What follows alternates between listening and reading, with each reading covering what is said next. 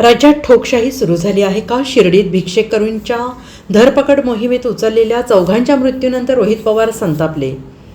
शिर्डी येथे रामनवमीच्या पार्श्वभूमीवर भिक्षेकरी धरपकड मोहीम राबवण्यात आली. या मोहिमेत 50 भिक्षेकरींना ताब्यात घेण्यात आलेलं आहे. 50 भिक्षेकरूंपैकी 4 जणांना अहिल्यानगर जिल्हा रुग्णालयात उपचारासाठी दाखल करण्यात आलं होतं. अहिल्यानगरच्या शासकीय रुग्णालयात उपचारासाठी दाखल झालेल्या 4 भिक्षेकऱ्यांचा मृत्यू झाला. त्यामुळे ही मोहीम प्रशासनाच्या चांगलीच अंगलट आल्याचं दिसून येते. या मृत्यूबाबत राजकीय क्षेत्रातून टीका होते आहे. आता कर्जत जामखेड विधानसभा मतदारसंघाचे राष्ट्रवादी शरद पवार गटाचे आमदार रोहित पवार यांनी आपल्या समाज माध्यमावर ही घटना अमानवीय असल्याचं म्हटलेलं असून या प्रकरणाची त्वरित सखोल चौकशी करून अधिकाऱ्यांवर कठोर कारवाई करण्याची मागणी केली. याबरोबरच सरकारच्या यंत्रणांमध्ये ठोकशाही पाहायला मिळते आहे.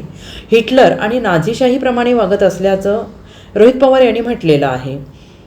सरकार आणि सरकारी यंत्रणांवर जोरदार त्यांनी टीका केली आहे. रोहित पवार यांनी म्हटलं की शिर्डीत भिक्षुक असल्याच्या आरोपाखाली 51 जणांना पकडून तुरुंगात डांबले. त्यात काहींची तब्येत बिघडली असता त्यांना रुग्णालयात भरती केलं आणि त्यात 4 जणांचा मृत्यू झालाय.